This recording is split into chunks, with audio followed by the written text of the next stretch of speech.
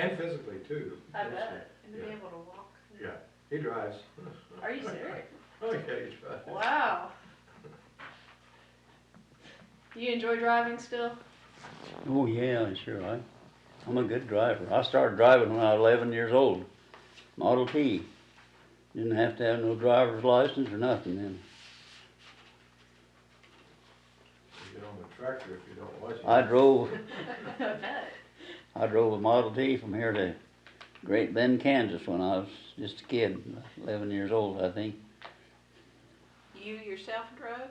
Well, my folks were with me, but I could drive better than my dad, so he let me drive. Did you have to sit up on something to be able to see over? No, not in a Model T. And you can see all every place in Model T. That's the nice part about it. Model T was the greatest car ever built, of course. You still see a few old ones. That put everybody on the road. These old country roads became. That's really what built the roads. When they got the Model T, people demanded better roads, and they got them. See, but you could drive the Model T in the mud, and then it was a lot better than driving a buggy. And there were good mud cars, and so, but they wanted better roads, you know. That's the way it is. You could probably use some of those on the section roads now. You bet. There's still You some bet. Yeah. not too good ones Well, we around. didn't have nothing there but section lines. Yeah, No he pavement. remembers the first car in Helena. What? He remembers. I say you remember the first car. Yeah. It was here. You remember where'd you tell you? Dr. Remember the Medeiros. first airplane you ever saw too. Yeah, Dr. Medeiros had a 2-cylinder Rio, and he cranked it from the side. He was a doctor here. He had the first one, and it sounded kind of like a John Deere tractor. It was 2-cylinder, and I rode several times with him when he'd come out by our place. He'd take me a ride in the automobile. Yeah, that's. But now, you want me to tell you a story about OSU? Just a minute. Let me do a little intro so we'll have it. All right. And then all right. we'll jump in there. Okay. All right. What I usually ask first though is to tell about your youth, where you were born, and then we'll work our way up to OSU. I was born 2 miles north of town here in March 10th, 1906. And I went to school at a country school right on the same place where our farm was. Went through the 8th grade there. Okay. And then I got to high school, went to high school here in Helena. And when we went to high school here, we had the old Connell State School of Agricultural Building. It was the prettiest building in Oklahoma at that time. They tore it down, you know, but I got a picture of that someplace, but I don't know where. Huh? It's out at the house. Is it? Yeah. Well, there's pictures of it all over. It's one of the prettiest buildings in Oklahoma. They tore it down when they put a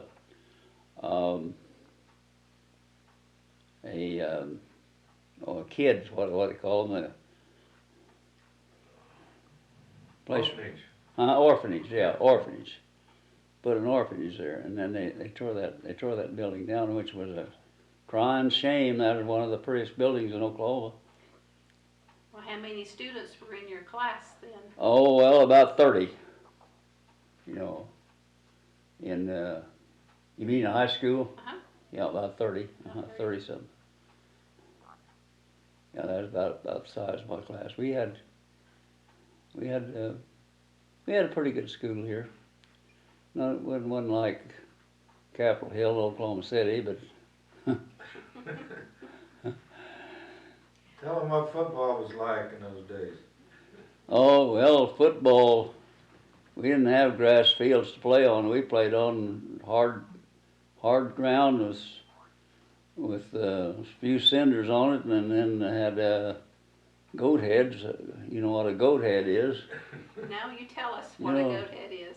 A goat head is a sticker, and it used to grow awful thick. The railroads hauled it in here, and they spread from the railroad track. The rail trains coming through, but it was catching a tire, and then if it broke off a tire, then wherever it was put a seed, it'd grow, and they were thick. They used to be thick around here.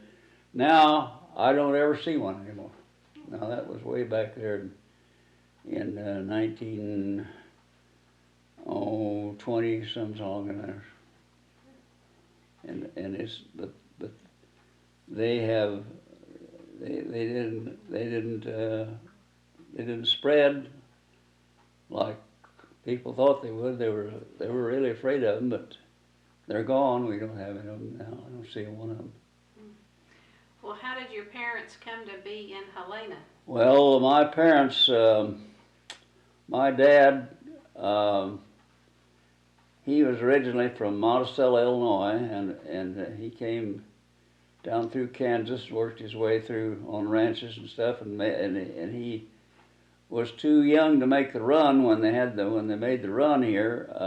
But he bought what they call a relinquishment from one of his relatives that went through. So he got the farm. Got about 160 acres out here. Then he had to live on it at least a year, I think. I don't know what. I think they had to live on it a year to prove it up. You had to have your house. You had to live on it.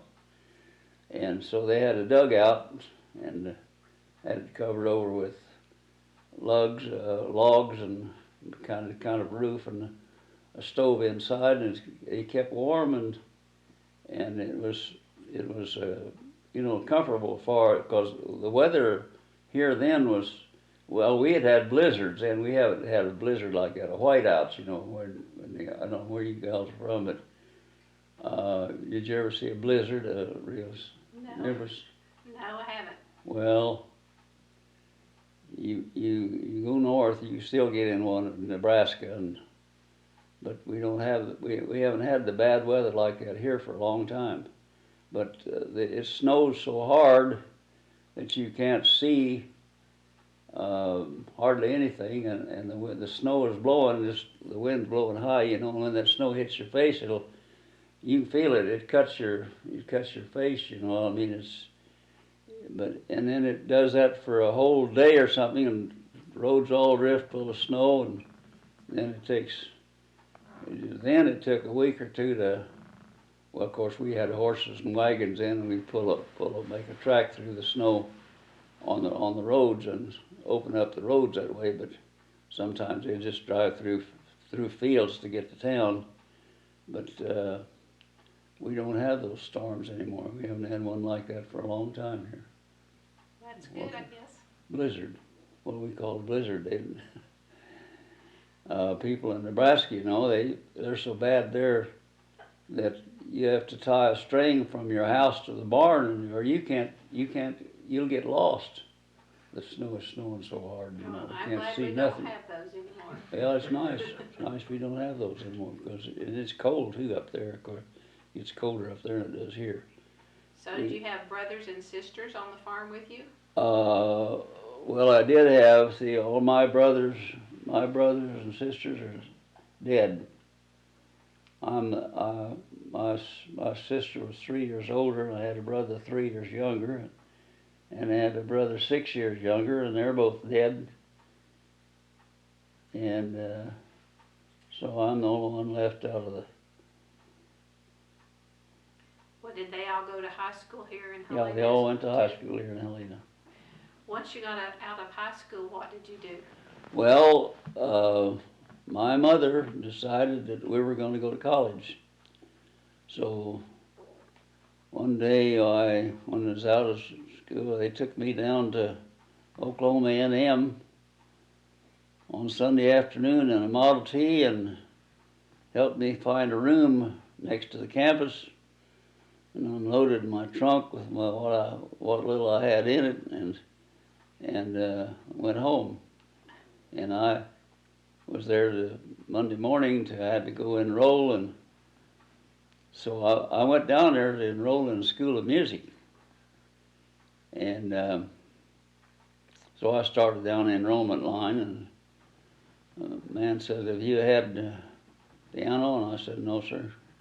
Got on down a little farther, and a woman said she's writing something down to me. "Have you had voice?" And I said, "No, ma'am." So I decided, well, I was in the wrong place, So I went over and enrolled in the School of Agriculture, because that's where I grew up on the farm. I knew a little bit about that, I wish I'd have stayed in the School of Music, because I could have been a pretty good pianist, but I took piano in the School of Music in my senior year at OSU, and I did real good, even in my senior year. And I should have stayed with it, but I learned the rudiments, and I played a little bit for my own amazement, you know. I'm not a pianist. But I belonged to the Oklahoma A&M Glee Club 4 years. They had a voice teacher down here, and I scheduled voice, and his name was John Brigham, and he was a tenor, and he was the best tenor I ever heard. I think none of our kids in the Glee Club, when we had a quartet or anything, well, he'd have to sing the high tenor part. It wasn't made up of students, but they didn't have some students in the quartet. But parts like that, those real difficult roles like high tenor was hard to sing, but he could sing them. And did you have to try out for that? Well, I went to take a voice lesson from John Brigham, and when I got through, he said, "I want you to show up here at 7:30. He says, "You're in the Glee Club." And I was the only one that didn't have to try out for the Glee Club. I was in it. And I spent all 4 years, made all the trips with him. And we had a Pullman down on the track at Stillwater, and no buses then. And they'd hook an engine on that and pull it up onto the main lines and go wherever we wanted to go. You know, I know one time we went as far as St. Louis to the Missouri Valley, I think. Missouri Valley, yeah, Missouri Valley contest. We didn't win it, but that's the first time I ever saw the Mississippi River when we went to St. Louis. But we had a good time. We went all over Oklahoma and Kansas with our Glee Club and with our program, and we played a lot of, we were in demand a lot of places because we had good entertainment. And do you have a favorite song from that time period? no, I don't remember, but I can sing the old Oklahoma song. Have you ever heard that? I have not, so. I give you a land of sun and flowers, and summer the whole year long. I give you a land where those golden hours roll by to the mockingbird's song, where the cotton blooms 'neath the southern sun, and the vintage hangs thick on the vine. A land whose story has just begun, this wonderful land of mine. Oklahoma, Oklahoma, fairest daughter of the West. Oklahoma, Oklahoma, 'tis the land I love the best. We have often sung your praises, but we have not told the half. So I give you Oklahoma, 'tis a toast we all can quaff. That's the first verse. That's great. I've never heard it. That's good. You ever heard that song? And you do it quite well. That used to be the state song. See, it was a state song until Hammerstein and what's his name?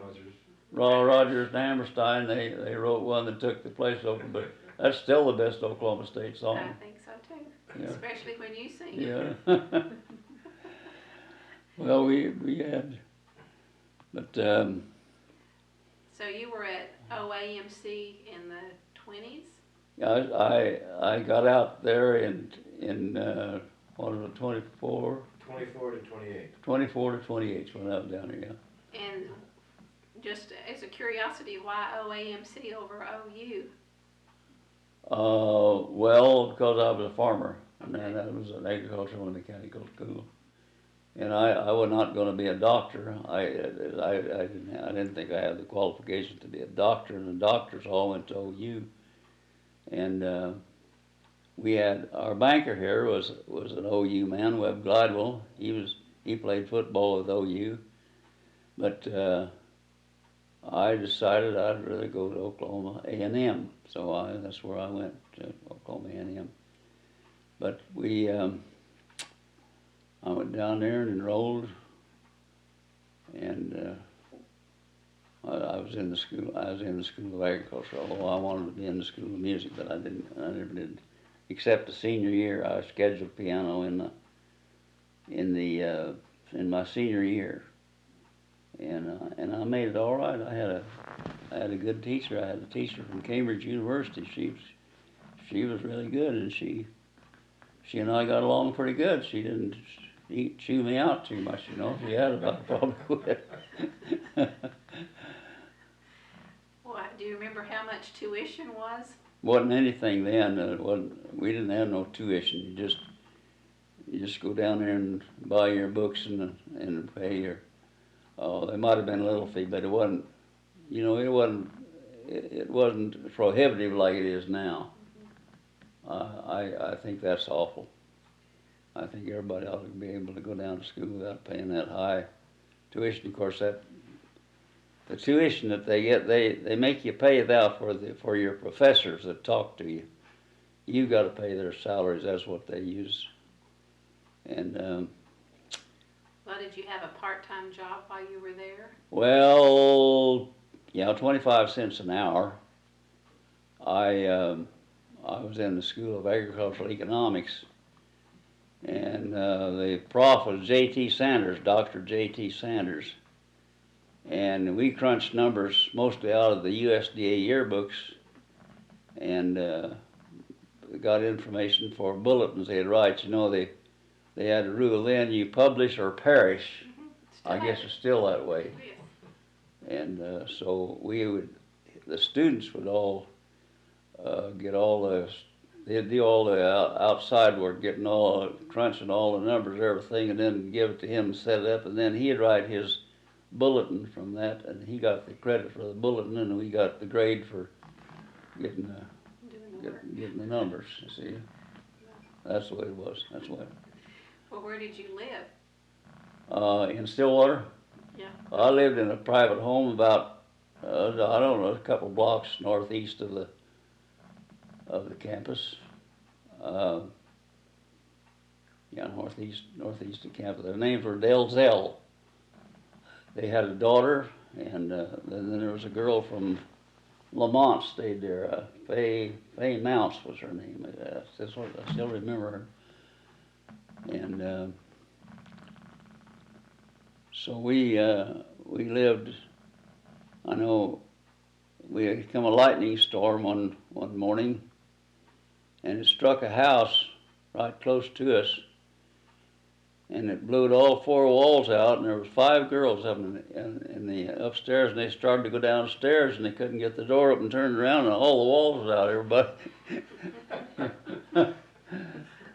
No, they just, you know, they were just there, and that's how they had the fire department had to get them out of there. And there was one boy, I remember one morning, he was walking right northeast of the campus there. It used to be Swims, that was the gathering place. Huh? Pool hall. Yeah. And he was walking along the street, and the lightning struck him, blew his shoes off, but he didn't know what hit him. It was just a black spot on the sidewalk where the lightning hit him.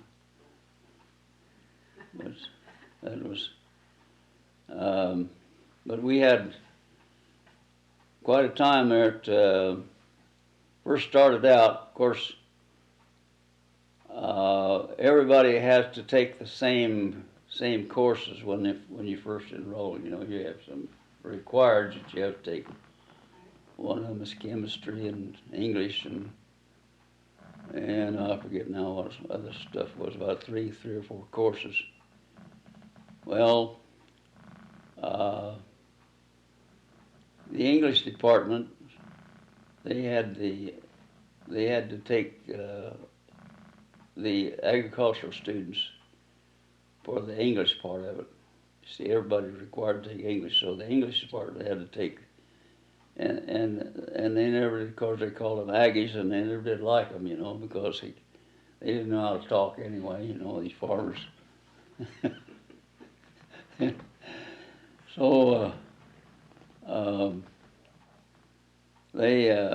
remember one morning in English class, why there was a teacher, her name was Miss Nash, and she telling everybody how she wanted our names written on the theme, and she had how to fold the paper and everything. And so some guy in class, he was an old country boy like I was, he said, well, Miss Nash, she said, how come you want us to do it that way? She just made her mad, you know, and she said, you just remind me of my little nephew. She said, always asking what, when, where, and why. And she said, I think that's a foolish question. She said, class, don't you think that's kind of a foolish question? How many of you think it's a foolish question? Raise your hand.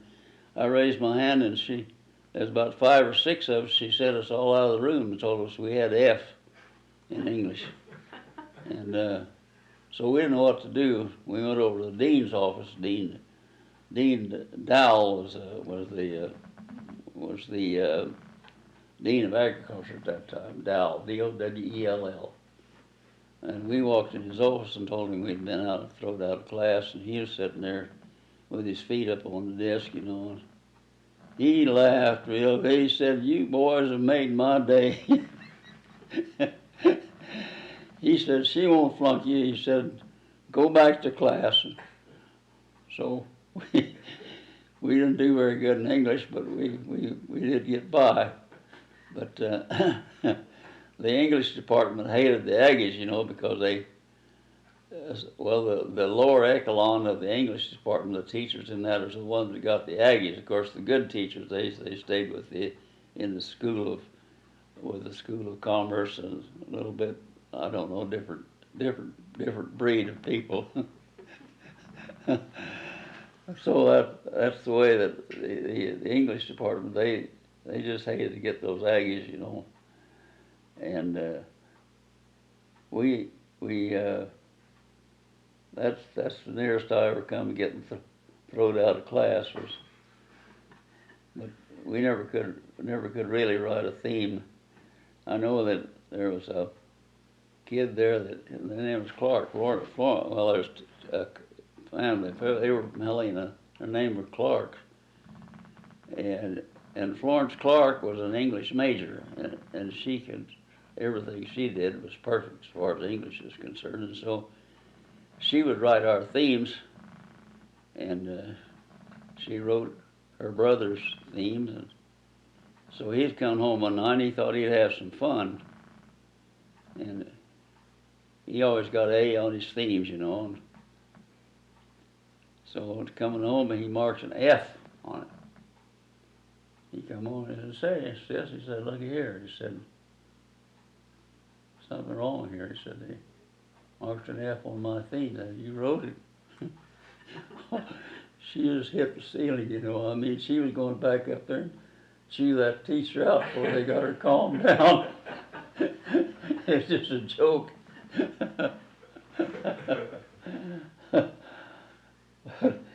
That's the English department. I remember they hated to get the English department hated to get a bunch of Aggies, but we had Whitehurst Hall was built when I was down there.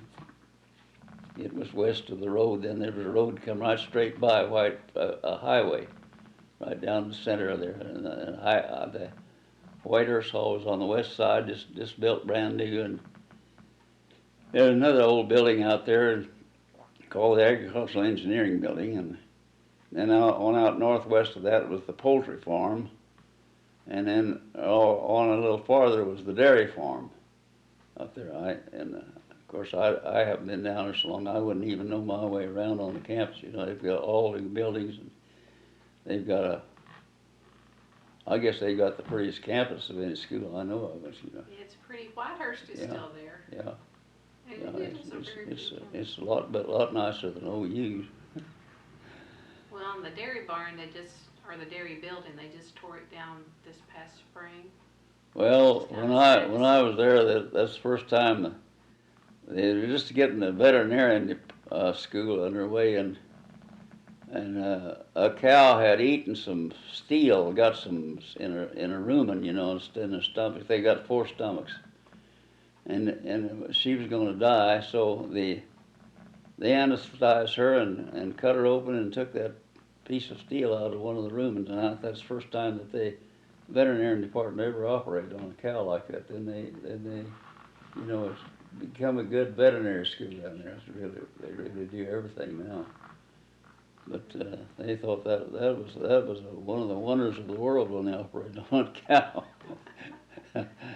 They cut a hole in her and took that piece of iron out, whatever she had eaten, and she didn't die either. They knew she was going to die, but that was the only way that they could save her, you know. So they operated on her. But Well, what about sports from that time period? well, the sports when I was down there, why Johnny Mulbatch, he was an All-American football player from Michigan, and he was the coach. And of course, the players down there were walk-ons then. He didn't have to, you know, have a weight record and all that stuff like they have now. You got to be a bruiser to get on that football team down there now, you know. But not then. It was walk-ons. The guy that could make a team made it, and so we had. I never did make the team, and I never was much in sports, but I knew all the good wrestlers. I wrestled with the world champions when Ed Gallagher was the coach, and I had a lot of fun out there on the mats in the old gymnasium, and we had to take 2 years of ROTC. And the Army two Army captains run the ROTC. His name is Colonel Captain Smith and Colonel Ronayne. I still remember because they were tough. They were old Army people, you know, and they would choose you out. And so they chewed me out, and I got into trouble 2 or 3 times with them because I'd talk back. See. What did you do for fun? Well. That was about it. We'd go. I would go out and wrestle, and then they had games on the campus. They had push ball, and on Saturdays, why they had, I don't know, 1,000 kids out there. They had a great big ball about 4 or 5 foot in diameter, all under pressure, and they'd start that thing in one end, and it'd be about, well, as many as wanted on each side to get that ball to the next goal, and that was a rough game. Those people got hurt. I'll tell you what, they were really rough. I don't know that I've ever heard of it. Push ball. Push ball. Yeah. Did just the guys play or the girls get to play? Yeah, it was rough. It was rough, but and then I had Glee Club practice all the time. I was with the Oklahoma A&M Glee Club. I made all the trips with them, and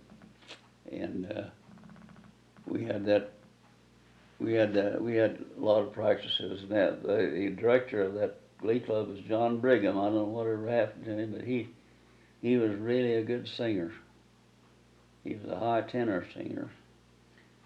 And Well, did you come home much during? yeah, I'd come home quite often. All we had then was a Model T, and my brother and I, he was 3 years younger than I am. We finally bought a Model T down here. I think we gave him $5 for it, and we drove that Model T to Stillwater back several times. You know, Model T Ford. And I remember one night we knocked the rod out of it, and I called my dad here at Helena. And we were just leaving Stillwater, and the rod went out. And so I stopped the telephone. I got him on the telephone and told him to meet us because I said we're going to be along the road someplace. And I kept driving, and right down south of Helena here, where he curved to come in, we met him. We was just a mile from home. The Model T was, we never did start that Model T again. There weren't that many cars on campus then? No, there were hardly any cars on campus now. I know, and I had that old car down there, while guys were always wanting to use it, and one night just before we came home, they wanted to borrow my car, and I said, well, I've got it filled full of gasoline. I said, I'm going home tomorrow. And, well, we'll fill it full of gasoline, so they took the car, and the next morning I went out and got it started home, and when I got home, let it set, get cold again, wouldn't start. So what they done, they just filled it full of kerosene. And put gasoline back in it, and it run hot enough after it had enough gasoline in it to start it, and after it got hot, well, it would burn kerosene, but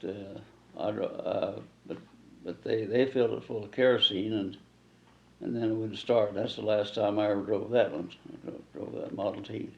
You used to ride the passenger train home too. Tell them about that. Oh yeah. Well, yeah, we had so many times I'd hitchhike from Stillwater to Helena, and there wasn't much traffic on the road. There's a lot of times there'd be a farmer with a load of something on a wagon, and I'd go up to Bill's Corner, 12 miles north of Stillwater, and start walking toward Perry. And a guy come along and let me ride one night, and we saw a car coming. So he said, if you want to get on, he said, you better flag him down. And so I did, flagged him down, and he took me on into Perry, and then I caught the Frisco passenger train from there to Helena. And that's the way I got it. Several times we'd do that, but the way we'd get home is on the Frisco through here. Now this is Burlington Northern, now it goes through here. But that was the way we either hitchhiked. We didn't have no car, but most of the time we hitchhiked home. Well, did your parents go to campus very often? No. Graduation? My parents, fact is, I played high school football, and my dad never did see me play a football game. He didn't care nothing about it, and the doctor said, you're crazy for playing football. He says, you might drop dead any time. So he wasn't sold on football, but I like to play football, so that's what I played, high school football. I never did make the college team, but I had a lot of fun playing football in high school. I loved it. And did they come down for your graduation? oh yeah, they were there for graduation. Well, after you graduated, what did you do?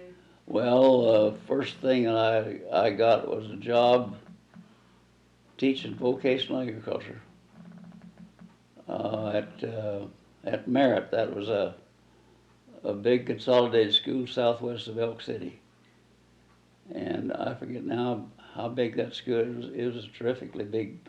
It was in the country, but it was a big school.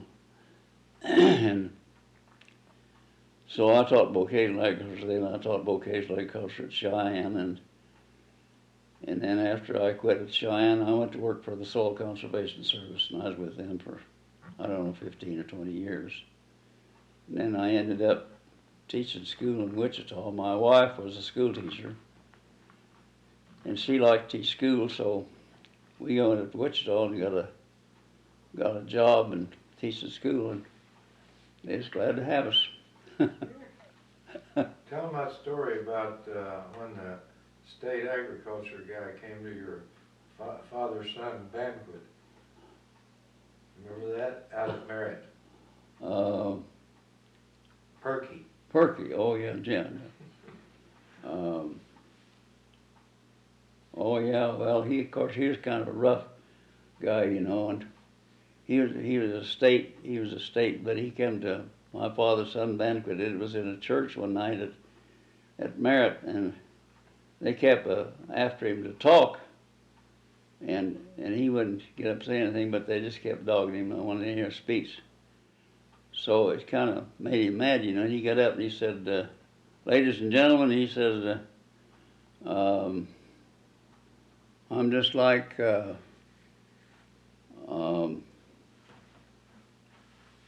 Mark Anthony. Mark Anthony." Said, "Went to Cleopatra's house at 3 o'clock in the morning." He said, "I didn't come here to talk." Well, he sat down. They didn't ask him no more to talk. That was his speech. That was a speech. But, Well, what did you do for the soil conservation? well, I was with the Soil Conservation Service. I was a conservationist, so they had everybody. I was a soil classified as a soil conservationist. We were paid by the federal government. That was a good job. I worked for them for about 15, 20 years. I get a little stipend now from Soil Conservation Service. And then we went to school in Wichita. I went to we drove into Wichita. Well, we drove to Kiowa first, and then Hazelden, and then I went on to Wichita, and I walked into a school. It's called oh God, it's come to me now pretty soon. Maybe I can't remember the name of it. But anyway, I walked in. The superintendent said, "How can I help you?" And I said, "Well, I'm looking for a job." I said, "I'm teaching school." He reached down in the drawer and pulled out an application, and he said, "Sign here." He says, "You're hired." He was glad. It was a tough school, you know. You ought to tell them about the CC camp down at Gary.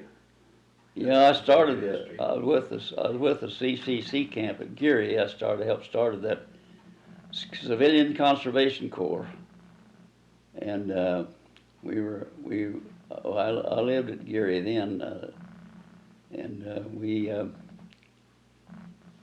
had a big camp there. I've got about 200 boys, I think, and the Army took care of the boys at night.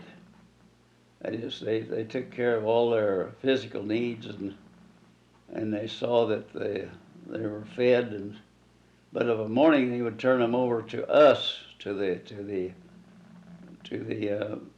officials of the conservation district there, a corps that we worked for, and then we'd have to take them out and put them to work and then bring them back in at night. They had some rigid rules too, because if it rained and you got them wet and they'd catch cold, you're in trouble. See, because the boys they'd carry a brick along and said if it was 10 drops on a brick, it's time to go in.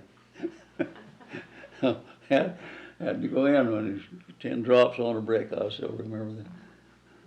But that was they took care of a lot of kids there at the CCC camp. We had kids of all ages. We had some highly I wouldn't say highly educated, but they were skilled. We hired one old man there. He got in and he'd go out and he'd take a post, a bodark post. That's you know what bodark is, don't you? No. Well, Hedge apple. yeah, they're the hardest post there is. But they're crooked, but they will not rot in the ground. And he'd go out and get one of those posts and start whittling, and he'd come out with a bow a bow and arrow, with it all polished. It's the prettiest thing you ever see. And he could sell them things for $100 in Oklahoma City, you know. And so he made a lot of those bows. And then we had another kid that could draw. He was a good artist. He could draw anything. And he was good. Wasn't anything he couldn't do on that art, but they didn't have no place to go, and that's the only place they could sleep and eat there. They had a good bed. They had good health facilities because we had a doctor, and had good place to sleep, and it was really a godsend for the people that really needed it, you know. How long would they stay there?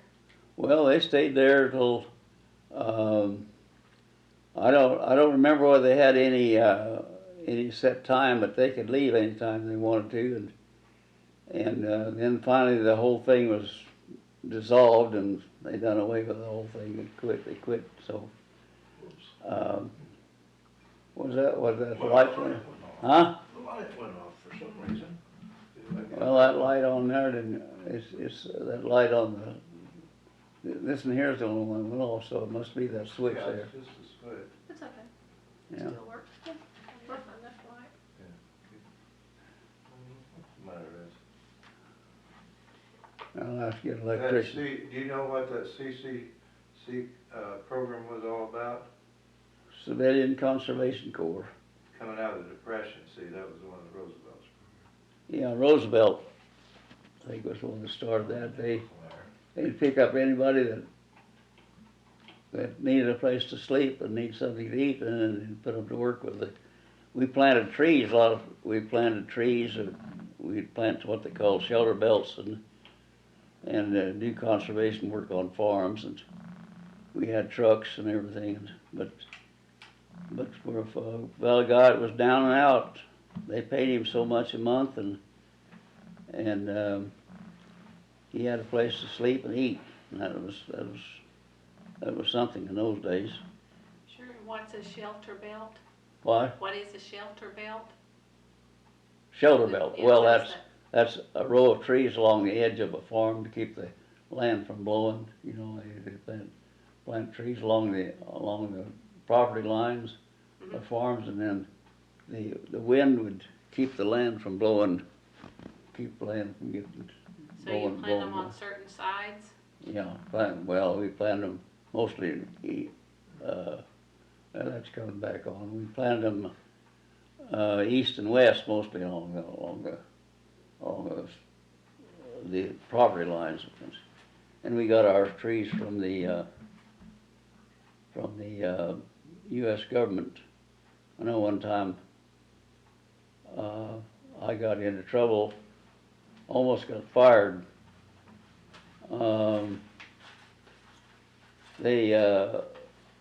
In the camp, why the Army had the boys in the camp, and when it was raining and bad weather, why the Army had to entertain them and feed them, and they'd get tired of them, you know. And so they come over one day and to our section, and they wanted us to take them boys someplace and put them to work. Well, I said, well, I don't know what we'll do, but we'll do something. So we got a truck and some barrels and took them down in the Canadian river bottom south of Gary, and we picked up walnuts, and we picked up several barrels of walnuts, you know. And then I came up to the camp, and the boys were getting those walnuts eaten, and the superintendent said, well, you better do something about them walnuts. He said, they're all going to be gone. He said, every night they come in, they fill their pockets with walnuts. And he said, the walnuts are not going to last long. So I planted them all. They had a place on the campground there, and I made some Lister rows and covered them up, and I think every one of them come up. They were walnut trees. So we began to plant walnuts. And one day I got a letter from the government, said, we noticed that in your reports that you've been planting walnuts. Said, where did you get those walnut trees? You didn't order them from us. And so I told them, and I said, well, we picked them up. Well, you can't do that, you know. If that ever happens again, well, you're out of here. And so that ended the walnut planting deal. But we planted a lot of walnut trees, and the walnuts were just thick down in there south of Gary and on the river, you know. In the war, why they cut nearly all the walnuts for gun stocks. They made gun stocks out of the walnut. Oh, that's a beautiful gun stock, but all all the Army rifles then were, they at least what they had there south of Geary, I don't know how many trees they cut, but they cut a lot of them, and they all went to make gun stocks for these rifles, you know. Well, that was Geary. It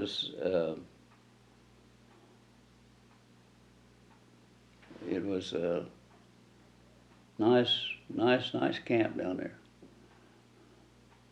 just south of Watonga. That would have been in the late 30s, 40s. Yeah, so I now don't ask me that, No, because that's- I don't keep about track right. of those years, you know, because That's about right. for I the know seasons. what year I was born in, and that's about it.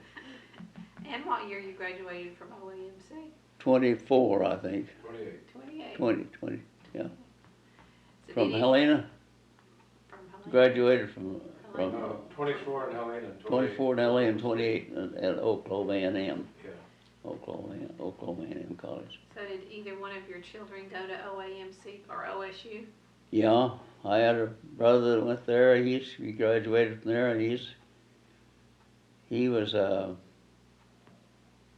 was in agricultural economics, but he was in AH, animal husbandry, and so we had a couple of profs there. They were well known all over the world. Were at that Blizzard, and I can't think of the other guy's name.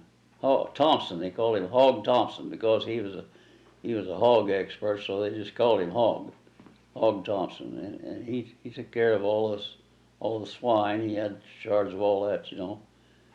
And so they sent my brother with them to Chicago to the Chicago show, and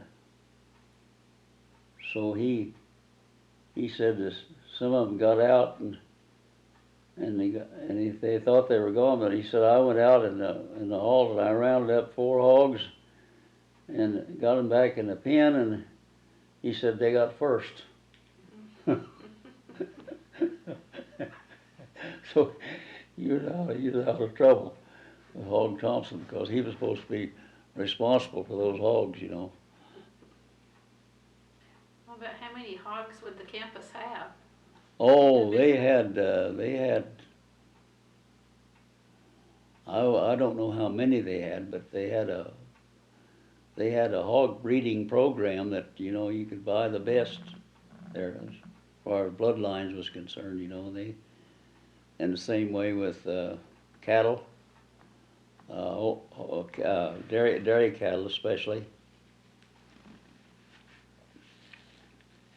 Holsteins. And they had horses back then too? Yeah, they had horses. I didn't have much to do with the horses, mostly the cattle.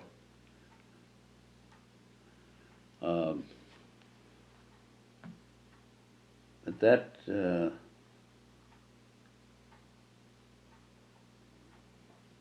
let's see. I'm trying to think of something else that I.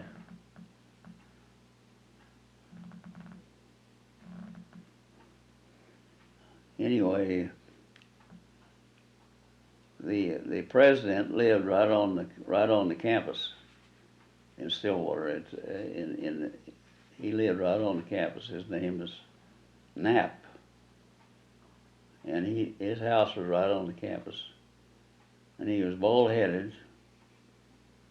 And I remember I was with a bunch one night, and one guy called him up and said, Dr. Knapp, he said, it's all off. And Dr. Knapp said, what's all off? And he says, the hair on your head. And then he hung up, you know.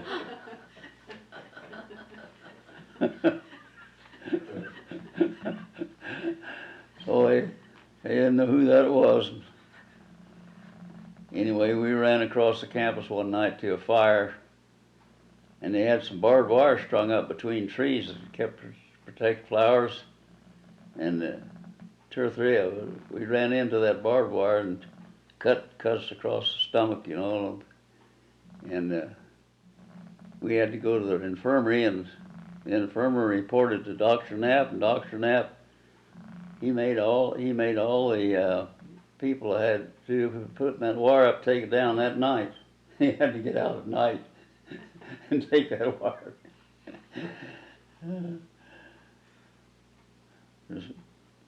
You didn't think about anybody running into that wire, but we were running. We heard the fire whistle, the fire, and we were going to the fire. To help or to watch? What'd you say? To help or to watch the fire? Yeah. We went to, we wouldn't miss that, you know. Well, was Theta Pond there? Yeah, Theta Pond was there. It was just a mud hole up there by the north, in the southwest corner of the campus up there at that girls' dormitory. Was that what it was called? Theta Pond, yeah. Do you know what the original name was? No? Horse Pond. That's what they told us over at Jessica's orientation. Have you ever heard that? Mm-mm. That's what they told us. Well, they might have called it Horse Pond. I mean, way back, you know, when Yeah. she had asked a while ago about your kids, if any of your kids went to school there, like Mark and Melvin. Well, my daughter went to school at OSU. I went to school at Oklahoma A&M, but she went to school. She graduated from OSU. What about grandchildren?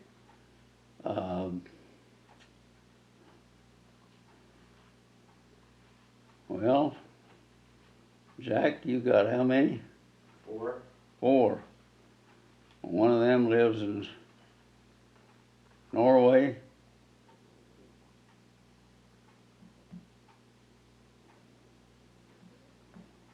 I've been over to Norway.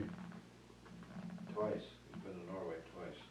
And one is a violinist. That's 2 of them are violinists. No, violin and viola. Yeah, Ben is the viola, isn't he? Yeah. And the other one belongs to the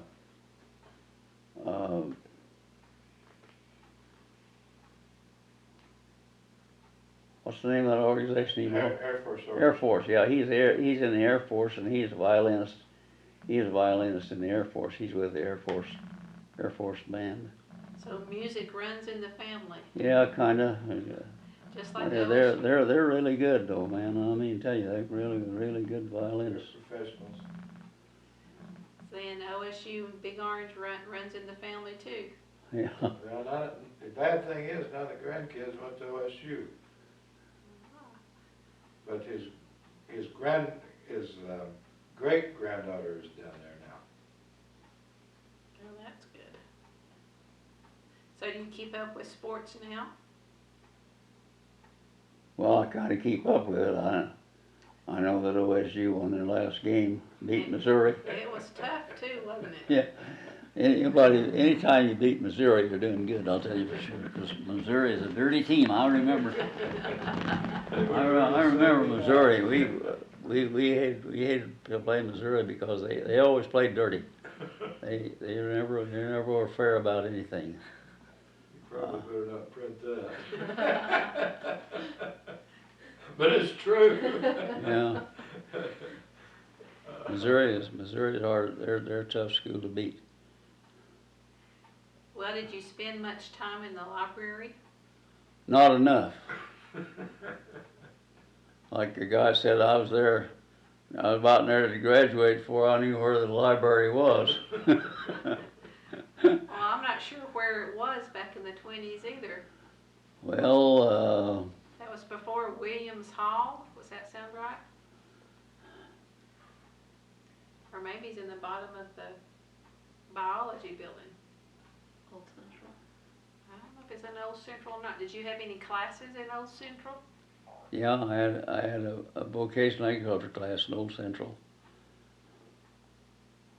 I taught vocational agriculture when I got out of college. And let's see, yeah, that was I got a job at Merritt, which is a consolidated school southwest of Elk City. You ever heard of Merritt? I think I have. I've heard of Elk City. I don't know about Merritt. No. We hadn't heard of Ringwood? Ringwood? Ringwood either. Well, Ringwood's right south of us Well, they here. had to come, that was their Well, that's the route. way we came. Yeah, Ringwood is a very important town when the strip opened here. Because they had wood and water down there. People found out from Ringwood come up here and on the prairie. The prairie here was without any trees, because the fires the prairie would catch fire and then it'd kill all the trees, and that's the reason why there wasn't no trees here. Little man started settling in here and handled the fire. See, because they quit having those fires. But when the country was lush with grass and the grass died and the great big tall grass, it was like a forest fire and a high wind behind it. You couldn't run fast enough to get away from a grass fire. I mean, it was terrible. And it would burn everything in its path if you hadn't made arrangements. But the settlers would cut the grass from way around their house and cut it down so short that it wouldn't burn their house down, But if you didn't do that, you get caught in one of those prairie fires, and you're in trouble. Well, how did they cut the grass? Well, they had the only thing they had was what they call a mowing machine. You pulled it with a team of horses, Oh, okay. and it had a sickle on it, run back and forth, and it had about a 6-foot blade on it, I guess, and then you pull it, and then it cut those.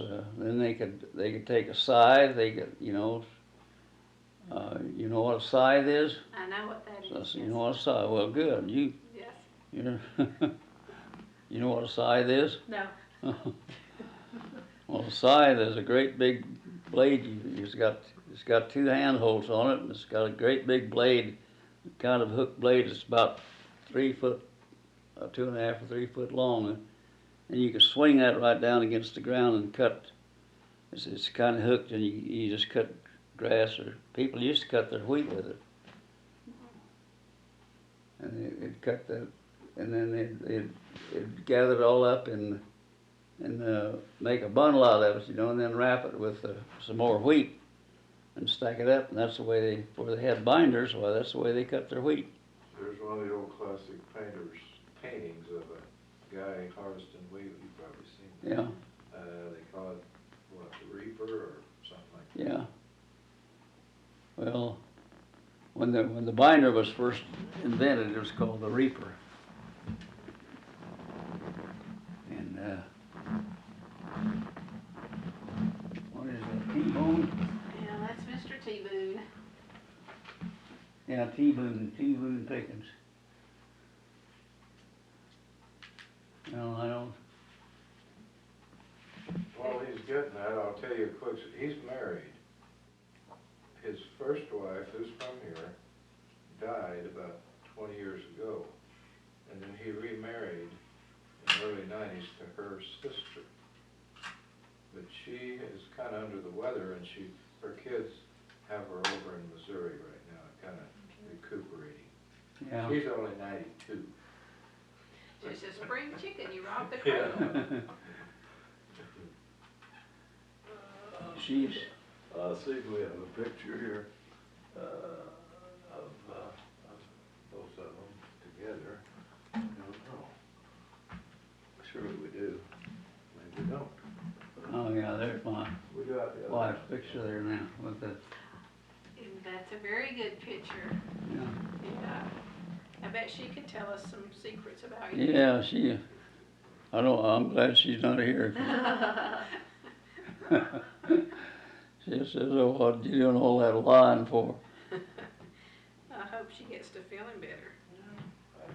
Well, I don't know. When you get being in the 90s, why anything can happen to you. And of course, I'm 102 now, but I'm still going.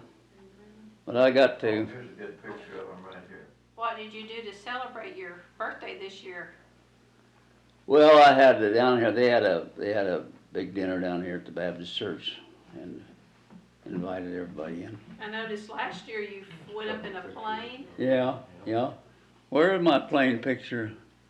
See, oh, probably out the house, imagine. I'm I pretty can't sure. imagine, I would have been afraid to go up in a homemade plane. Oh, you would. Uh-huh. Well, That's Martha. Oh, she's with the sweet. with the guys that build these homemade planes, and they fly them a lot, you know, and so they're pretty safe. They know how to fly and they know how to build an airplane, and so I go up in them every once in a while. I asked the old boy that I didn't know. I asked about the airplane. Then I said, "Were you a pilot in World War II?" Because he's 80. The pilot is. No, he said, "I built it myself and taught myself to fly." I would not. Yeah, I've got some. See, where is that? Oh, I guess this is.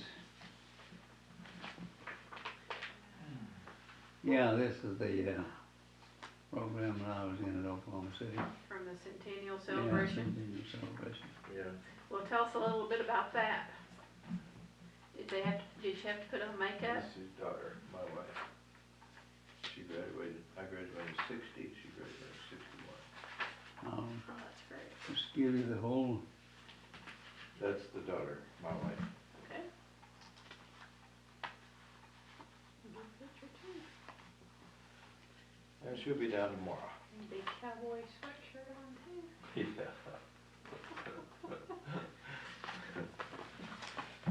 So tell us. Oh yeah, here's the letter that I got from. So tell us tell us a little bit about that day, getting to go sing in front of all those people. Well, it really didn't bother me very much because I was with Willard Scott, and he kind of introduced me, and so I had a good pianist, and there's, I don't know, about 17,000 people there. It's in the Ford Center in Oklahoma City, and I got a good standing ovation. In fact, they said I got the best. Anyway, it was real interesting, and of course I'd sang before big crowds before, but that really don't bother me any. But Did they choose the song or did you choose it?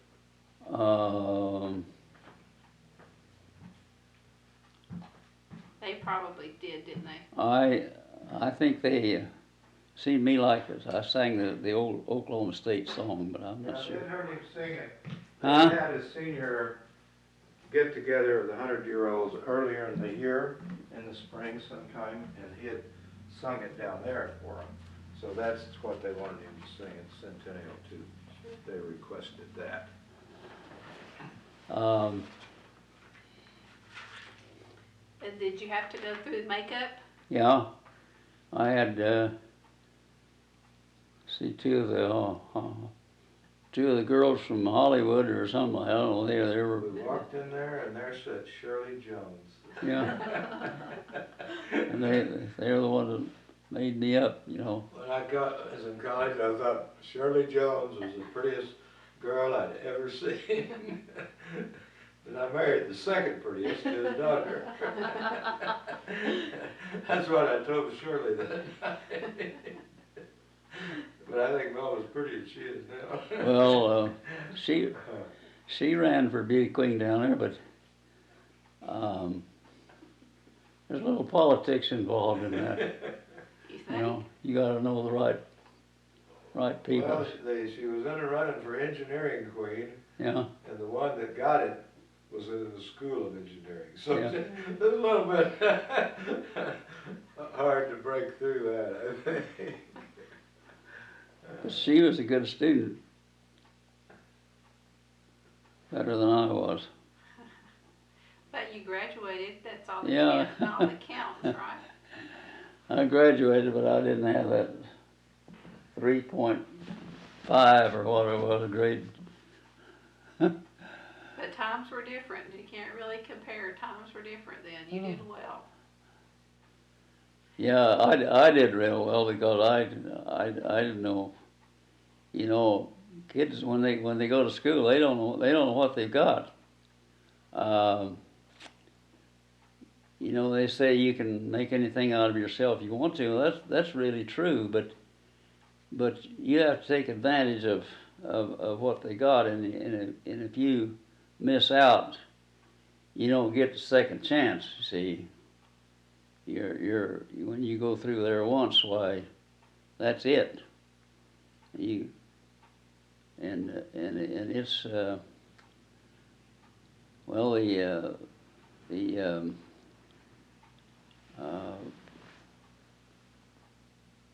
education that you get,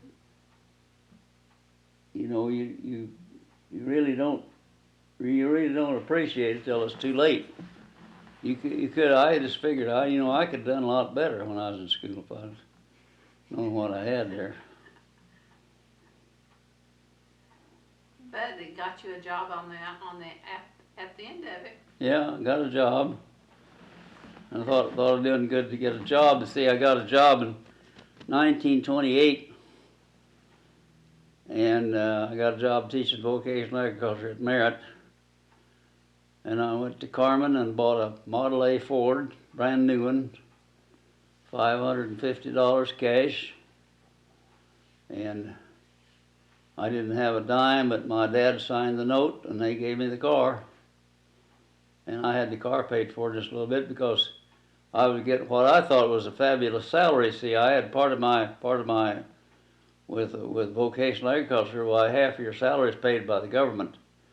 So a lot of times I make more money than the superintendent would on salaries, and they were always jealous of that. You know, they hate to give you your check because they are supposed to be the highest paid in the school. You know, but vocational agriculture, I got that job in 1928 at Merritt. I stayed at Merritt, I think, 2 or 3 years, and then I went to Cheyenne and stayed there. Then that's when I started working for the Soil Conservation Service. So that was about when the Dust Bowl was happening? Yeah. Oh, I went through the Dust Bowl in the 30s. Yeah, right when I got through school in the Depression, and it was really tough then. Well, we had dust here sometimes. It'd move in just like a storm cloud coming up from the north, and you see it coming. And when it got here, it just turned black, and the lights would go on. And everything, dust was so thick, you know. But when they began to learn how to use that land out in the Panhandle, they stopped that. We don't have that dust anymore. We haven't had it like they had like they had it then. So things have improved quite a bit as far as that's concerned. I'm sure your trees have helped. Well, Too long. at least they thought they helped, and there were plenty of place to plant them. We had big crews out planting trees, and of course I think later on, trees, if they're not put in the right place, don't put where they have good moisture and everything, why, they're only good for about 10 or 12 years, and then they start dying, you know. So some of those shelter belts are completely gone now. And there's some right out here that's been here for a long, long time. They're still good. Cedar trees and cedars and elms mostly cedars. The cedars is one that would stay. It'd stand this dry country here. Well, as this town stayed pretty much the same over the years, or is it smaller? No, this town is like all towns about. It's kind of holding its own a little bit, but it's not the town that it used to be. See, we used to have a college here called the Connell State School of Agriculture, and we had 5 grocery stores here. All of them had delivery wagons. We had two car dealers, Ford and Chevrolet and Buick, and the train came through every day. The Frisco Railroad. You could ride from here to Enid.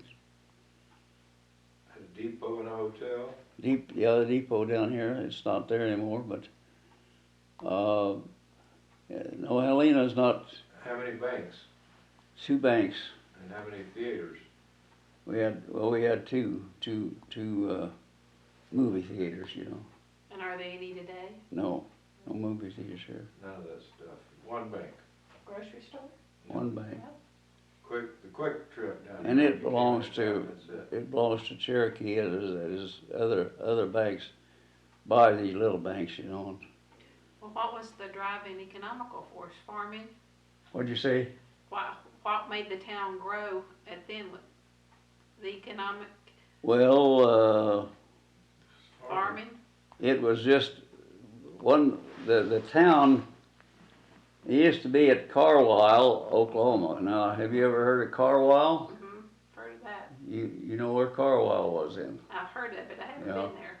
Well, that's where that was the town. But when the railroad come through, they missed Carlisle, and they came through here. So it was very much of a move up here to get on the railroad from Carlisle, and so that's really what started the town here.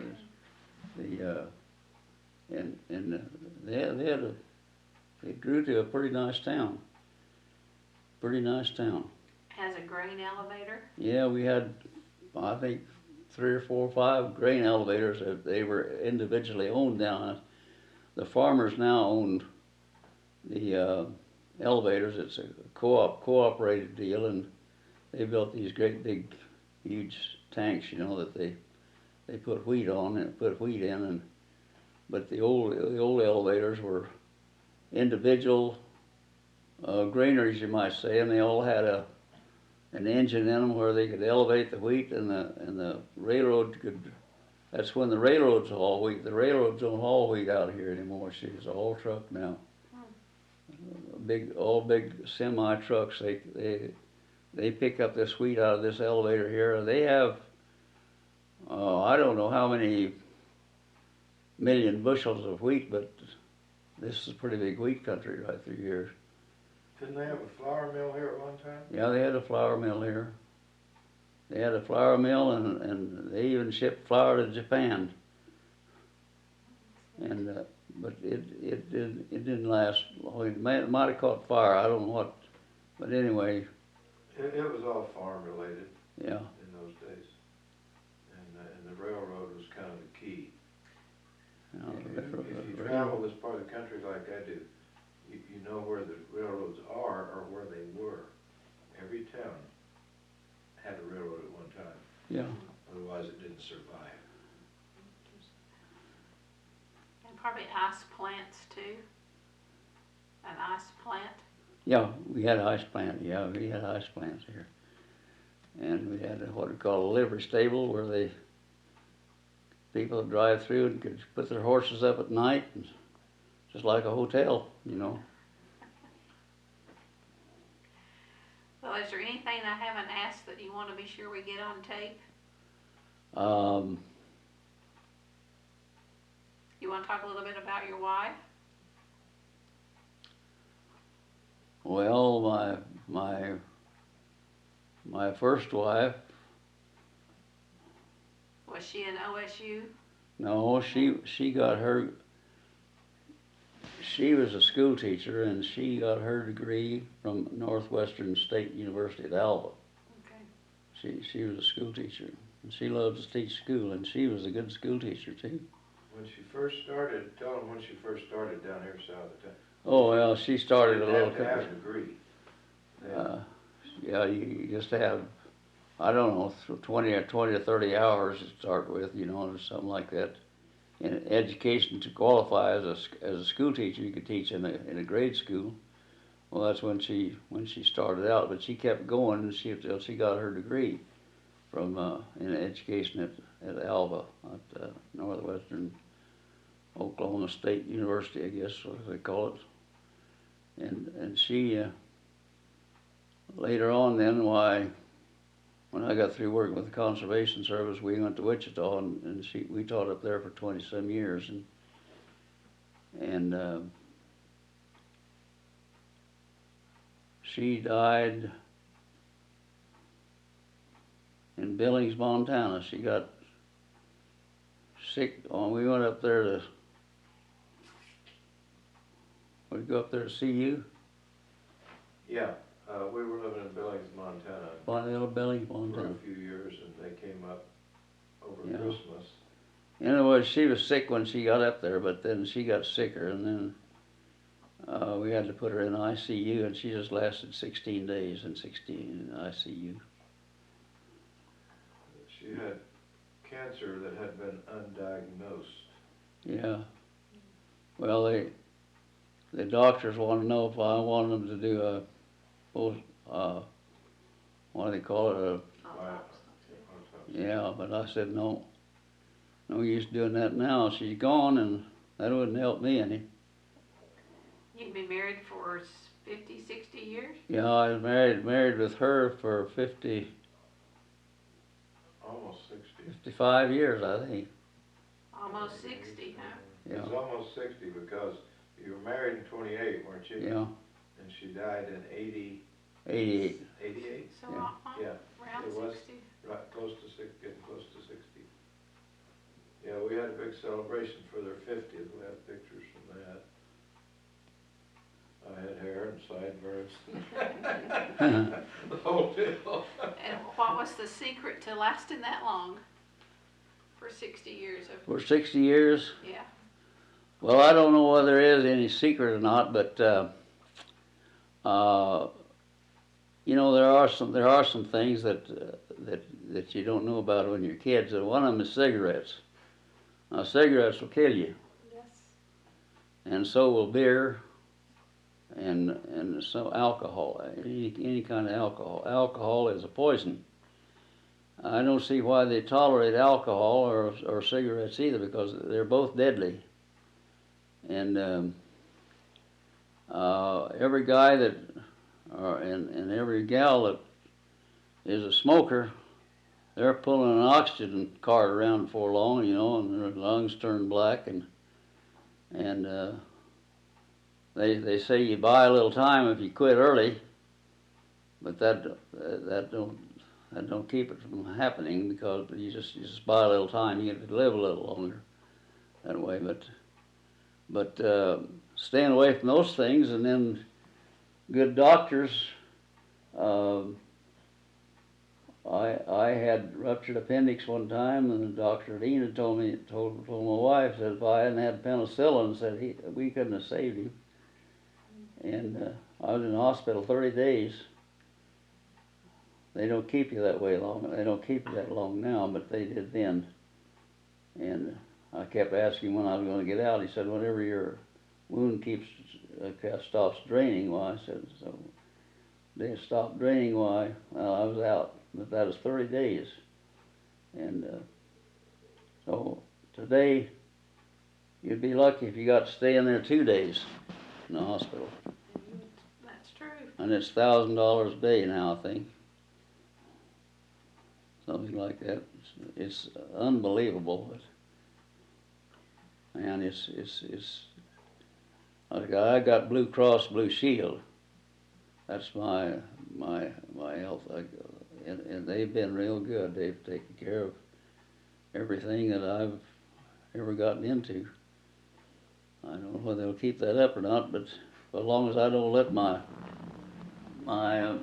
payments lapse, well, I guess they'll keep on. Let's see here. That's your letter. Yeah. Well, my last question then will be, if Do you have any advice for current college students? For current college students, Yeah. Whether they don't smoke yeah, and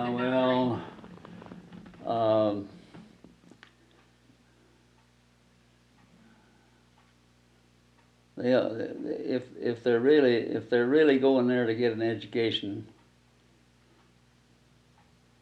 they ought to really try, because if they're not going there to get an education, well, there's no use of going. But it's just like, you know, you read about all these things. You read how deadly tobacco is. You read how deadly liquor is and all that, and everybody knows that, and they read it, but they don't believe it, I guess, because they still do it. You know, why is it that people do those things when they know it's deadly?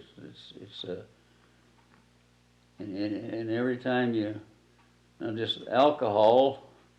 Every time you drink a little alcohol is a mind bender, and it destroys cells in your body, and you're worse off after a drink than anybody that says that you can have liquor in the family. There's something wrong with them, because they're not well informed, because that's terrible. So that liquor is a, people think they can get by with that, but that's just like Russian roulette. They've actually made Oklahoma State a smokeless campus. Yeah. Is that working out okay? And beerless campus, they wouldn't let you take any beer at the stadium either. I hope they still can't. Well, when I was there, why, I went out for wrestling on Ed Gallagher's. Ed Gallagher was the coach, and I got to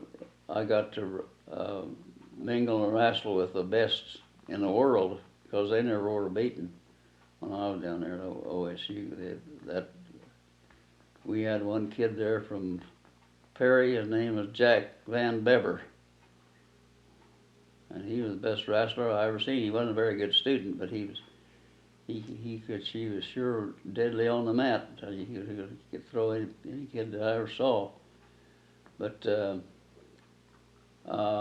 I remember George Rule, and George Rule was a heavyweight, and we had a guy come in from the Chicago Athletic Club. I didn't think anybody could beat him, because he had such a neck, you couldn't tell where his shoulder started, and his neck it was kind of clear set right on the end of his shoulders. He had such a big, I didn't think anybody could beat him, but one of our wrestlers beat him pretty quick in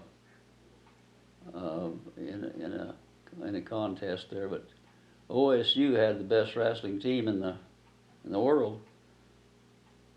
When anybody could beat them. So I had a lot of fun with those guys. They could have killed me, but they didn't. You just made them better. Well, once in a while they'd say, "Well, I got to get more resistance than you." But anyway, I had a lot of fun with it. I never was a wrestler, but Ed Gallagher was a good coach. He'd put his men in the worst situation that you could get in, and then he'd teach them how to get out of it. That's the way Ed Gallagher taught. He'd get the worst hold, you get the worst situations you could be in, got a pinning hold, and then the study was how to break that. And that's the reason why they were so good. They were never beaten until the guys that wrestled for OSU or Oklahoma A&M got out and was coaches other place, like Iowa and some of those other big schools up north, Kansas, and then they began to lose some matches, because they had coaches come from Oklahoma A&M that knew just as much about it as they did. See, so they began to lose matches when they got, but they're still pretty good. Yeah, they're pretty good. Yeah, they're still pretty good. Well, do you want to finish with singing the alma mater? OAMC, OAMC, we'll sing your praise tonight to let you know where'er we go, for the orange and black we'll fight. We'll sing your praise through all the earth and shout Ki-yi, Ki-yi. In books of fame we'll write your name, OAMC. That's what we learned, Steve. Well, thank you. It's been a pleasure meeting you and hearing your story today. One of the songs that I sang that got over in some place where I sang was the Alcoholic Blues. Did you ever hear the Alcoholic Blues? No, you'll do that one for us too. I love my country, deed I do, but oh, these wars have made me so blue. I like fightin', that's my name, but fightin' is the least about the fightin' game. When Mr. Hoover said to cut my dinner down, I didn't even hesitate, I never frowned. I cut my sugar, I cut my coal, but now they've cut deep in my soul. I've got the blues, I've got the blues, I've got those alcoholic blues. No more beer, my heart to cheer, and no more whiskey. You used to make me frisky. So long highball, so long gin. Oh, tell me when you're coming back again. Blues, I've got the blues since they amputated my booze. Lordy, Lordy, what is, well now you know I don't have to tell. Oh, I've got those alcoholic blues, some blues. That's just the first verse. That's Prohibition days, as you might Yeah. imagine. That's You ever heard of that song? No. Well, that was Prohibition. See, I lived when they had Prohibition. It was against the law to have liquor, you know. And We probably need to balance that with a church song. Do you have a favorite church song? yeah, let's see, God's Acre. Did you ever hear God's Acre? Let's start it and I'll see. I'm driving backward to the farm. The harvest day is done, and I'm passing by God's acre at the setting of the sun. And I slow the homing horses, for I must soliloquize on that white crop standing silent against the crimson skies. Well, I guess there's tares aplenty, and I guess there's lots of chaff, and I guess there's maybe stories that'd make a fellow laugh, and I guess there's maybe stories that'd make a fellow weep, and the angels kind o' whisper as around the stones they creep. Well, the Lord he up and planted, and the harvest came to head, and he sure is most particular when all is done and said. But I reckon when it's sifted and the crop is in the bin, it'll be a darn hard sinner as the Lord ain't gathered in. I pitched my song a little too high, so. That's all the way from his Huh? college days. That's right there. good. You learned that in college, didn't you? Yeah, And you know what God's little acre is? The cemetery. God's Acre is a cemetery, yeah. Have you ever heard it before? No. I haven't, no. Well, the song is, it'll be a darn hard sinner as the Lord ain't gathered in, because the Bible says, you know, that God says it's not my will that any man should perish, that all should come to repentance. And so the will of the Lord is that everyone should live. If you die without the Lord, well, then you're like the ship without guidance, you know. And so without the Lord, well, you're on your own. But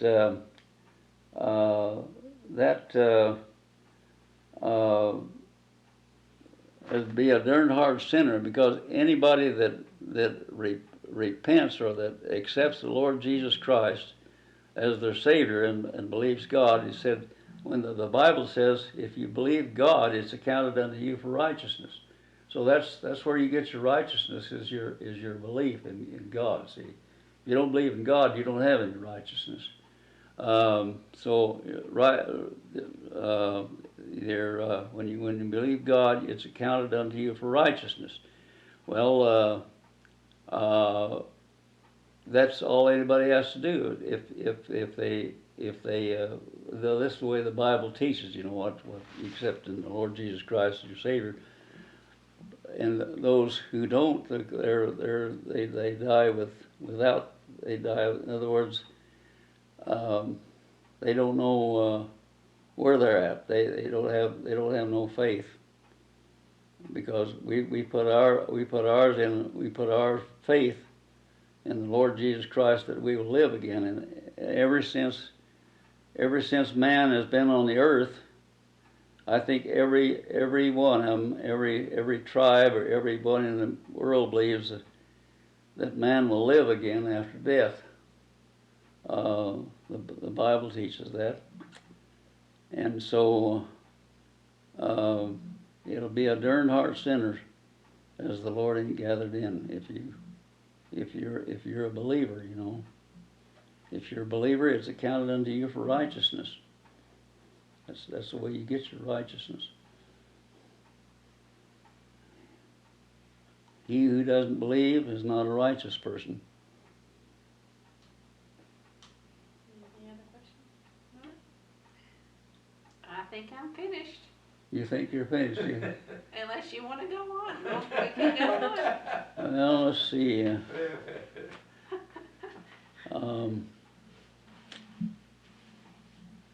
Did I have another song? What I kind of... Give me that old time religion.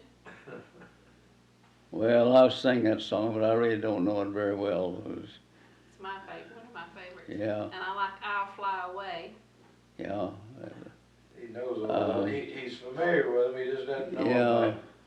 about Well, memory. let's Are see. you going to play this? I'll have to. I don't know whether I'll play it or not. The religious songs here is my old Baptist hymnal. He grew up a Methodist, but he married a Baptist. Well, So he changed. I'm the opposite. I grew up Baptist and married a Methodist. Oh, okay. Yeah, my folks were all Methodists. Don't you, hang on, don't sit down yet, because the stool's not there. Well, I was gonna get the book here. This is the Baptist hymnal, and I'll pick out one here that maybe I'll find one that His wives, first and second, being sisters, their grandfather was a circuit riding Baptist preacher here in the Cherokee Strip way before statehood, and he helped form most of these small churches like here in Helena and Nash and Jam in the whole general area. He was an old German. They were, well, his dad that came over from Germany, he was a Baptist preacher. This was mid-1800s, and they think they were kind of run out of Germany, kind of religious persecution, and they ended up in Missouri and then down into Oklahoma. John Paul Friedrich Werner, W-E-R-N-E-R, was his wife. His wife was a Werner. This song here is the reason why that we the Christian world, Sunday is their day of worship, but the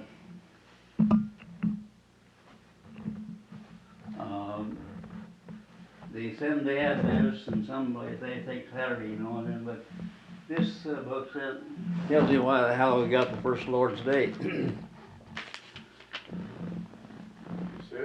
Turn up. They rolled a stone before the door, as in the grave he lay. God raised him up, our living Lord, and made the first Lord's day. We sing for joy, we sing for joy, with loving thanks we say. God raised him up, our living Lord, and made the first Lord's day. The birds that sing, the flowers that bloom, they brought no joy that spring, till Christ was raised from death to be our living Lord and King. We sing for joy, we sing for joy, with loving hearts we sing. God raised him up, one living Lord, and made the first Lord's day. All earth is dressed in green this day, to greet our risen Lord. We praise him for he lives again, he keeps his promised word. We sing for joy, we sing for joy, with loving thanks we say. God raised him up, our living Lord, and made the first Lord's day. Very good. That's how we got the first Lord's Day. That's one of his favorites. That's very good. All righty. Well, thank you. Well, I used to see. I worked with Soil Conservation Service, and we all over Texas. But I've led the singing in a lot of these Baptist churches, and we had. I used to sing in the Baptist church and the Methodist church at Stillwater, and that was pretty hard to you had to be pretty good or they wouldn't let you sing there. But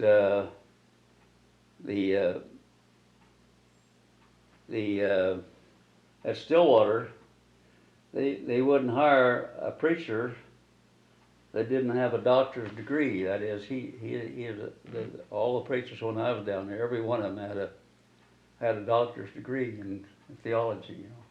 Baptist preacher, a Methodist preacher, you name, of course.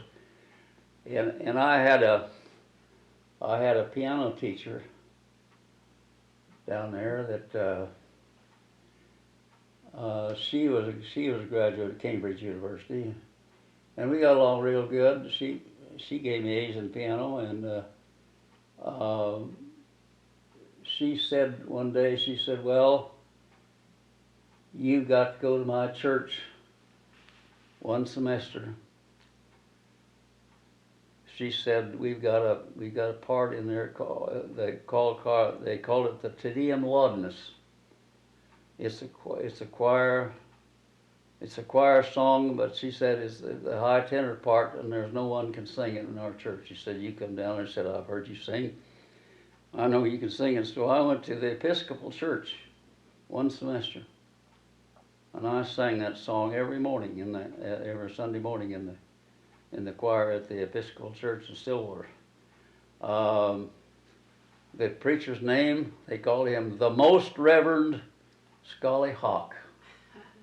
That was his title, the Most Reverend Scully Hawk. And was that part of your grade? Well, probably was. I Didn't hurt. didn't know at the time. But anyway, she told me to come over there, so I did. But we had it's quite a formal church, Have you ever been to the Episcopal church? No, I haven't. Well, they all dress in. They have quite a rigmarole of things they do. What do you call it? Anyway, we had. They have a lot of ritual. Ritual. That's what I was trying to say. Yeah. Ritual. Well, we'd all put on our choir robes in a loft way up above the sanctuary, and then the piano or the organ would start playing, and we'd march down the center aisle and take our place up in the choir. And then that song was always sung, the Te Deum Laudamus. I can't sing it anymore, but if I had the book, I could sing it. But they sing different than we. They're chants.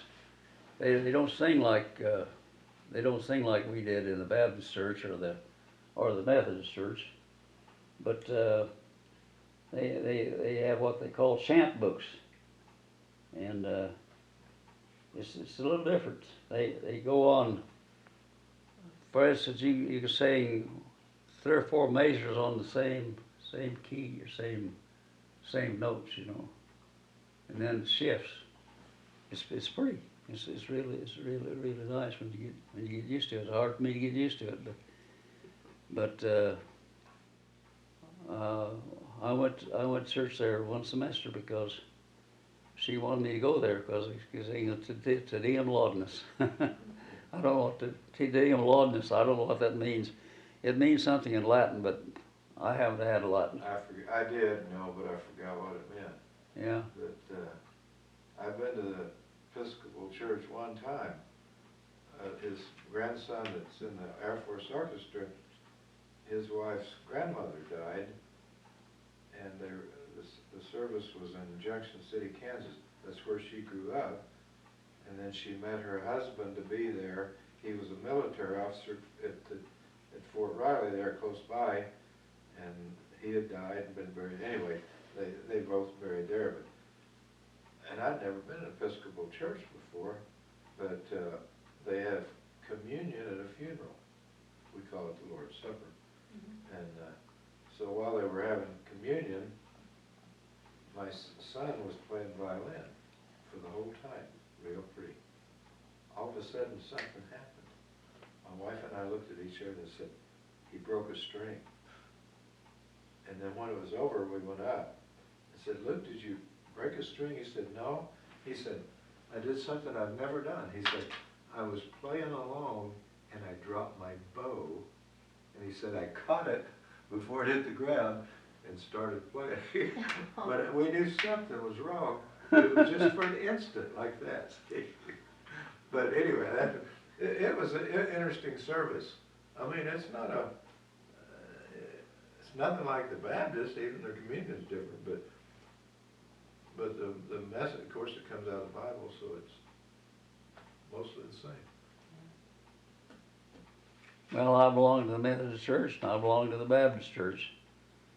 So I've been sprinkled, and I've been baptized. So you're covered. I'm covered. Well, we're going to turn this machine off, so I thank you very much for having All us right, today. I'm glad. It was quite a pleasure. I should have been organized a little better, I guess. No, you were great.